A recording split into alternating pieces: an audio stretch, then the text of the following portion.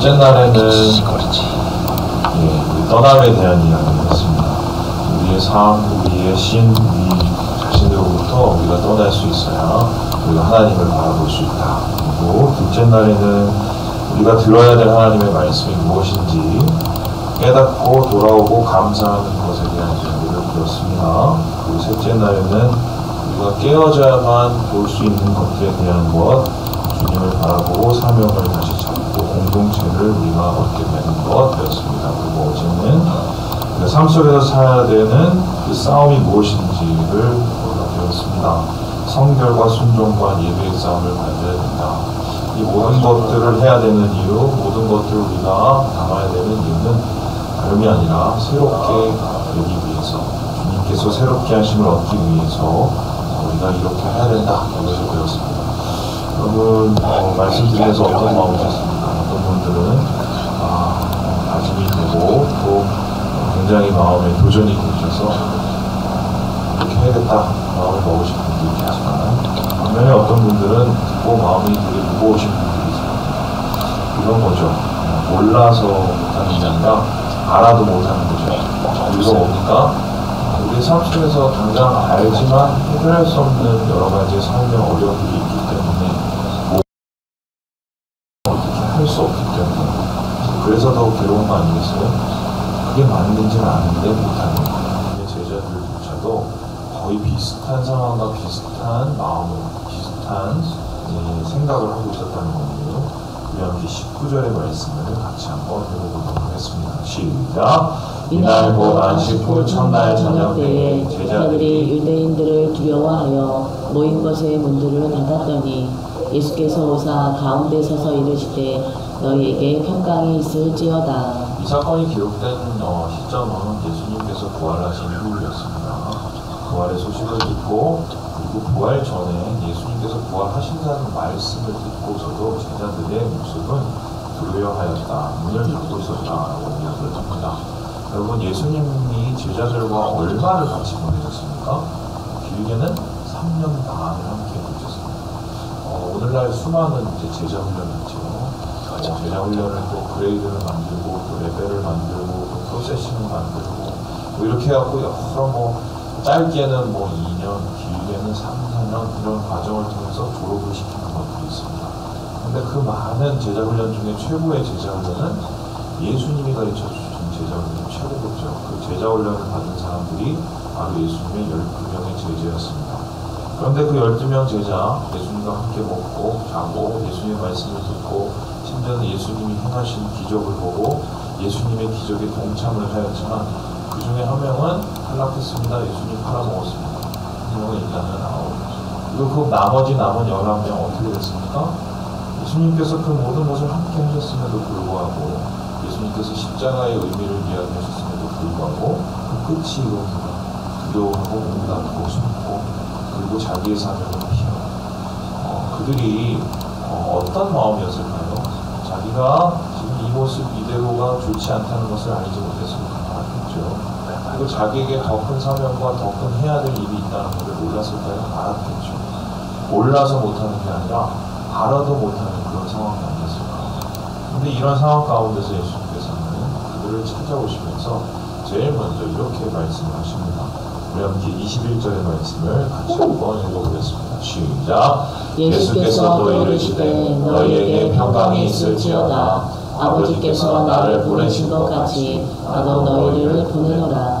제자들은 지금 알아도 못하는 상황인데 예수님께서 내가 너희를 보내겠다라고 말씀하시고, 예수님께서 제자들에게 주신 사명에 대한 이야기를 합니다. 아마 이 이야기를 듣고 제자들이 기뻐했을까요? 마음이 갑자기 무거워졌을까요? 무거워졌을 것이 분명하죠.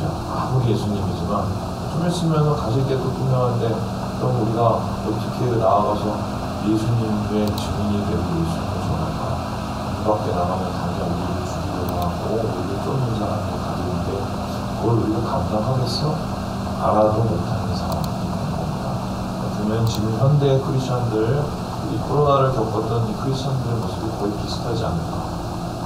주님께서 무엇을 원하시는지 압니다. 주님께서 우리에게 어떤 일을 행하셔야 되는지도 압니다. 그런데 우리가 기뻐하면서 나서지 못하는 것 비슷한 상황이라고 할 수 있는데, 이에 대해서 예수님께서는 이제는 해결을 하셔야 됩니다. 어떻게든 제자들에게 이러한 상황을 타개할 수 있는, 그리고 새로운 시작과 새로운 국면을 이룰 수 있는 뭔가를 제시하셔야 됩니다. 그런데 이러한 모든 상황 가운데서 예수님께서는 이 말씀으로 그들이 앞으로 있어야 될 새로운 모습들을 말씀하시는데요. 욥기 22절의 말씀을 같이 한번 읽어보겠습니다. 시작. 이 말씀을 하시고 그들을 향하여 숨을 내쉬며 이르시되 성령을 받으라. 뭐라고 말씀하셨어요? 성령 받으라. 이런 얘기인데, 니들이 지금 두려워해, 니들이 지금 마음이 무거워, 니들의 마음속에 불안해, 그 모든 것을 이겨낼 수 있는 방법은 뭐라고요? 성령을 받으면 된대요. 그리고 성령을 받으면 하나님께서 주신 예수님과 함께했던 그 사명을 이룰 수 있는 담력이 생긴다고 예수님이 말씀하셨습니다. 특별히 성령이란 거룩한 영을 뜻하는 것이고, 여기서 영을 나타내는 풍이라는 바람, 호흡 뭐 이런 것하고 같은 동의어입니다. 그래서 예수님께서 이 말씀하실 때 숨을 내셨다, 그냥 퍼포먼스가 아니라 성령, 푸뉴마, 숨, 거룩한 영, 그것을 일단 나타내시는 그러한 행위이셨어요. 그래서 뭐 이런 것이 안 되지 않을까? 여러분 아마 기도원 다니셨던 분이 이게 뭔지 아십니까? 옛날에 기도원 얼마나 그러죠? 강사들이 이거 성령받게 한다고 마이크에다 대고 이렇게 부르댔습니다. 아시죠? 몰라요? 계속 불어댔습니다. 불어대면 앞에서 넘어지시는 분들 있고, 넘어지면 앞에서도 이제 곧거려주시는 분들. 그게 다 어디서 따온 거냐면 예수님이 뭐 한 거 그냥 따온 거. 그런데 그건 그런 의미가 아니에요. 그런다고 성령 다 될 것 같으면 저도 하고, 주일날마다 아마 끝날 때마다 계속 제가 볼 거예요. 이거는 주님께서 앞으로 그들이 어떤 분위기를 이루어야 되는지를 가르치는 거고요. 심지어는 예수님께서 바람을 하고 부를 때 그들이 성령을 받았습니까? 안 받았습니까? 안 받았어요. 아무 일도 일어나지 않습니다. 오히려 성령을 받은 건 그 후예요. 그렇다면 이것을 정리하면 이런 것입니다. 알아도 못하는 우리의 상황, 우리가 참 마음속에 답답한 상황, 이걸 어떻게 해결할 수 있느냐? 성령 받으면 됩니다. 그래서 성령을 받으면은 이 모든 것들을 할 수 있는 힘도 생기고, 돈도 생기고, 동기도 생기고, 뭔가 이것을 할 수 있는 강력도 생긴다는 것인데, 문제는 이것입니다. 어떻게 해야 내가 성령을 내가 얻을까? 기독교에는 두 가지가 있습니다. 성령 세례가 있고 성령 충만이 있죠. 성령 세례는 우리 마음에 성령이 임하시는 것이고, 성령의 충만은 우리 마음속에 임하신 성령이 계속적으로 주재하시고 우리를 다스리시는 그 상태를 뜻하는 것입니다.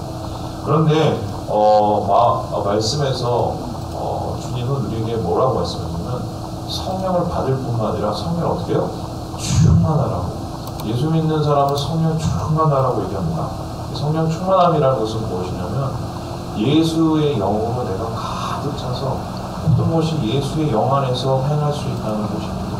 여러분 잠수를 해보세요. 내 주위에 있는 물, 빈자들, 나를 모두 가득 싼 그 느낌으로 바로 예수와 함께 살아가라는 것인데요.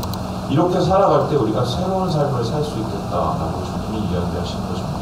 그렇다면 이제 아주 원초적인 이 제목을 한번 내봅니다. 어떻게 하면 우리는 이렇게 성령 충만할 수 있을까? 어떻게 하면 성령의 내주하심, 성령의 충만하심, 성령의 우리를 다스리심을 경험하고 매일매일을 새롭게 살 수 있을까? 성경은 여기에 대해서 우리에게 세 가지를 확실하게 얘기하고 있습니다. 그러니까 이렇게 하면 우리가 성령 충만함으로 알아도 못하는 그런 상황을 우리가 이겨낼 수 있다는 것입니다. 그 첫 번째는 다음과 같습니다. 우리 같이 한번 읽어보겠습니다. 시작! 방탕치 말라. 성령에 충만할 수 있는 방법은 뭐 하지 말라고요? 방탕하지 않으면 그렇게 된다고 말씀하십니다. 구령기 18절의 말씀을 같이 한번 읽어보겠습니다. 시작! 술 취하지 말라. 이는 방탕한 것이니 오직 성령으로 충만함을 받으라. 바울은 우리가 어떻게 하면 성령 충만을 받을 수 있냐면 술 취하지 말고 방탕한 것 하지 말라고 얘기합니다. 이걸 얘기할 때 술 취하지 않는 것을 깊은 뜻으로 이러니까 술 먹지 마는 것이 이게 기독교가 해야 됩니다. 그런 말은 아니지만 여기에 더 큰 포인트는 술 취하는 것보다 뭐예요? 방탕한 겁니다. 여러 가지 방탕한 것 중에 그 당시 최고의 방탕함이 뭐였다고요? 술 취함이었기 때문입니다. 뭐냐면은 술 취하면은 마음이 느슨해지면서 그 당시에 세상에서 하는 그런 여러 나쁜 것들로 노출이 될 수 있기 때문에 대표적인 행위를 하나 든 것이고요. 결국 하나님께서 바울을 통해서 얘기하시는 것은 우리가 방탕하지 않을 때 하나님의 성령을 충만을 받을 수 있다는 것입니다. 그런데 여기서 방탕하지 말라, 이 방탕하다는 뜻은 다음과 같은데요. 아소티아입니다. 아소티아라는 이 말은요, 방탕하다는 말도 되지만 무절제하고 낭비하고 그 삶을요, 그리고 우리가 구원받을 수 없을 만큼 망가지는 것을 뜻합니다. 그러니까 이런 말이 되는데, 성령이 어떻게 하면 우리를 다스리실 수 있을까? 성령 가운데 우리가 어떻게 하면은 그 붙잡힘을 받을 수 있을까? 절대로 우리의 마음속에 세상과 버타면서, 죄와 버타면서 죄로 이의 시간을 낭비하고 하나님께서 우리를 다스리고 만지실 시간을 거부하면 하나님이 우리를 붙잡으실 수가 없습니다. 이거 당연하죠. 여러분, 제가 이 성령에 대한 아무리 모든 책을 찾아보고 또한 우리 영성사들에 대한 모든 책을 찾아봐도 결국 답은 하나입니다. 주님이 거룩하신 영이시기 때문에 주님이 거하시는 곳은, 주님이 다스리시는 곳은 거룩한 그 마음이에요. 우리가 주님 안에서 거룩한 마음이 되고 깨끗한 마음이 되고 주님을 사모하는 그 마음이 있는 곳에 하나님은 우리에게 성령 충만으로 함께 하신다는 것, 이건 절대로 변할 수 없는 사실입니다. 그래서 우리가 새해에 어떻게 하면 성령 충만해질 수 있을까? 우리의 마음이 거룩해지도록 간절함을 가져야 됩니다. 그것 없이 나는 그냥 성령 충만해지고 싶은데, 그냥 나는 그냥 이런 마음인데, 그런 마음을 가지고 우리가 주님 안에서 새롭게 되고 그 기쁨을 누리고 그럴 수가 없어요. 하나님께서는 이 죄의 문제, 세상의 문제, 세상과 버타는 문제에 대해서 우리가 단언코 끊어내고 하나님과 가까워지기를 원하신다는 것, 그래야 성령 충만한다고 우리에게 말씀하고 있는 것입니다. 두 번째로, 그렇다면 우리는 어떻게 하면 성령 충만해질 수 있을까요? 우리 같이 한번 읽어보겠습니다. 시작! 기도하라. 방탕치 않고 세상과 버타는 것을 우리가 끊어내고 간절함으로 나아갈 때, 그 다음에 우리가 해야 될 일이 뭐냐? 기도하면 하나님께서 성령 충만을 주신다는 것입니다. 우리 함께 사도행전 1장 4절의 말씀을 같이 한번 읽어보겠습니다. 시작! 사도와 함께 모이사 그들에게 분부하여 이르시되 예루살렘을 떠나지 말고 내게서 들은 바 아버지께서 약속하신 것을 기다리라. 예수님께서 바라보 보신다고 성령이 임한 게 아닙니다. 성령이 임하기까지 과정이 있었습니다. 예수님께서 한 가지를 부탁하셨는데, 내가 승천한 다음에라도 이 예루살렘을 떠나지 말라고 얘기했습니다. 그리고 하나님께서, 아버지께서 너희에게 약속한 것을 기다려내라고 얘기했습니다. 여기서 기다린다는 것은 뭐냐면 그곳을 머무는 거예요. 그것을 향하여 머무는 겁니다. 하나님의 약속을 바라보면서, 하나님이 주실 것을 바라보면서 그 자리에 머무는 것을 의미하고요. 그래서 믿고 기대하며 기다리는 것, 여러분 이것을 가지고서 뭐라고 합니까? 기도라고. 어떻게 하면 성령을 받을 수 있을까? 우리 마음속에 거룩한 사모함이 있을 뿐만 아니라 기도해야 성령이 임합니다. 이거는 뭐 어쩔 수가 없어요. 기도 안 하고 성령이 임할 수 있다? 기도 안 하고 하나님의 영으로 충만해질 수 있다? 성경에는 결코 그렇게 할 수도 없고 그렇게 행할 수도 없습니다. 하나님께서는 거룩한 그 마음을 품고 하나님 앞에 기도하고 엎드린 그 자들을 성령으로 충만히 채우셔야 돼요. 그래서 우리가 마음을 돌아봐야 됩니다. 내가 주의 영으로 충만한가? 내가 정말 하나님 안에서 불타는 그 마음이 있기를 원하는가? 내가 주님 주신 사명을 내가 정말 잘 감당할 마음이 있는가? 그것을 따지기 전에 내가 정말 지금 기도하고 있는지, 그 기도의 자리에서 기다리고 있는지, 믿고 바라보고 있는지, 나를 가득 채우실 하나님의 영을 내가 간절히 기도하고 있는지를 다시 한번 물어봐야 된다는 겁니다. 그리고 마지막으로 성령 충만의 방법은 성경에서 이렇게 얘기하고 있는데요. 우리 같이 한번 읽어보도록 하겠습니다. 시작! 하나님아. 우리가 죄의 문제를 결단을 해야 돼요. 그리고 주님께 기다리고 기도해야 됩니다. 그리고 어떤 곳에 주님께서는 충만히 나타나시느냐? 우리가 하나 되려고 마음을 먹고 붙잡을 때 하나님께서 성령으로 충만케 해주신다는 것입니다.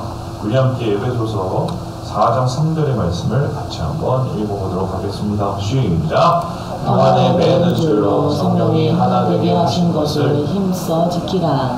여러분, 성령이 임하실 때 나타나는 역사가 무엇입니까? 사랑이 가득해집니다. 사랑이 가득하면 나타나는 역사가 무엇입니까? 우리 형제 자매들이 주님 안에서 서로를 사랑하고 품고 화해하고 용서하게 됩니다. 말 그대로 연합이 일어나고 하나가 되는 것이죠. 그래서 연합, 하나 되면 성령의 열매이자 성령 충만의 결과이지만 반대로 하나님께서 우리가 주님 안에서 하나 되기를 간절히 사모하는 곳에는 성령이 역사하실 수밖에 없습니다. 그래서 가장 좋은 것은 성령이 언제 임하시느냐? 물론 개인적으로 기도하다가 성령이 임할 수도 있지만 많은 경우, 심지어는 이 오순절의 역사를 보면은 물론적으로 하나 되어서 함께 기도하며 그들의 죄를 뉘우치는 그 자리에 하나님께서 임하십니다. 그래서 주님이 성령으로 강력하게 역사하신 곳은 어느 곳이냐? 회개가 있는 곳이고 함께 기도하는 곳이 있는 것이고 우리가 그 마음에 있는 것을 풀어내는 그 마음이 있는 곳에 그 중심 있는 곳에 성령이 역사하는 것입니다. 저는 그래서 오늘 말씀을 마지막으로 마치면서 다시 한번 우리 한국교회에 있었던 가장 뜨거운 역사의 자리를 여러분에게 다시 소개시켜드리려고 하는데요. 바로 여기입니다. 지금으로부터 거의 110년 전 저곳이 장대현교회입니다. 평양에 있는 장대현교회, 그곳에서 평양 대구운동이 있었습니다. 아시죠? 이때 사실 첫날 되게 냉랭했습니다. 사람들끼리 서로 눈치 보고 화내고 싸우고 서로 돈 뜯어먹고 이런 교회였어요. 엉망진창 교회. 심지어는 선교사님들과 또한 그곳에 있는 장로님들까지 서로 사이가 엉망진창인 교회였습니다. 근데 여기에 계시는 윌리엄 뉴튼 블레이어 선교사님, 이분이 올라가셔서 첫날 말씀을 전하셨습니다. 그 말씀 제목이 뭐냐면 우리는 한 몸입니다 라는 바로 고린도전서에 대한 말씀이었습니다.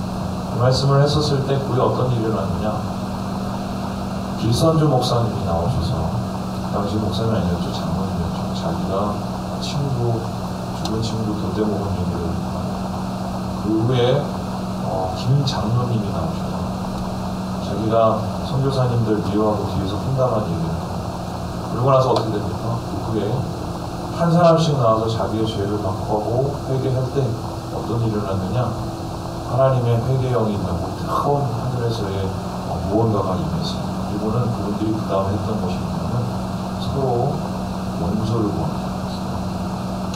그러면서 서로 하나가 되기 시작했어요. 그래서 그 장면을 보면서 이 블레어 선교사님이 이렇게 증언했는데, 볼게요. 많은 사람들이 소리내어 간절히 함께 기도하였다. 그 효과는 말로 형용할 수 없었다. 전혀 혼동이 없었고 일치와 조화가 있었으며 모든 영혼들이 기도하려는 저항할 수 없는 충동 가운데 함께 기도하였다. 바로 오순절과 같이 그들은 한 장소에서 한 마음으로 기도하였다. 주님은 그 밤에 평양에 오셔서 모두 울도록 역사하셨다. 이게 이분이 그 강당에 서서 그 평양에 있는 평양의 장대교회 사람들을 바라보면서 느꼈던 감회를 요약한 것이었습니다. 성령님이 지금 사라지신 것이거든요. 그래서 우리가 이렇게 힘든 건가요? 저는 장대교회의 모습을 보면서 다시 한번 생각을 해봅니다. 이렇게 하나 되어 기도하는 자리가 과연 우리 한국교회에 얼마만큼 이렇게 자신을 회개하고 돌이켜서 기도하는 자리가 한국교회에 지금 얼마나 있나. 그리고 우리에게 다시 질문해 봅니다. 정말 우리는 새롭게 되기를 원하는가? 정말 우리는 하나 되어 기도하기를 원하는가? 우리는 우리의 자신의 죄를 깨뜨리고 하나님 안에서 거룩해지기를 원하는가? 그런 곳에 주님이 계세요. 그런 곳에 예수의 영이 있는, 그런 곳에 예수님이 우리를 새롭게 하실 수 있는 거죠. 말씀을 마칩니다. 사랑하는 여러분, 우리의 힘으로는 새로워질 수가 없어요. 그거 되면 성장 있어요? 그런 사람 있어요? 없습니다. 심지어는 거룩했던 분들도 탁 하면 쓰러지고 넘어지고 우리 인간의 모습입니다. 주님이 붙잡아주지 않으면, 예수의 영이 붙잡아주지 않으면 그렇게 될 수 없습니다. 새해에 주님 안에서 우리가 정말 새롭게 되기 위해서 성령이 주시는 충만함을 잊지 않고 간절히 삼았으면 좋겠습니다. 주님의 영이 임할 때 우리의 마음속에 임하실 새로움의 영으로 우리가 새로운 한 해를 살아내시는 형제 자매들 되시길 주님의 이름으로 축원합니다.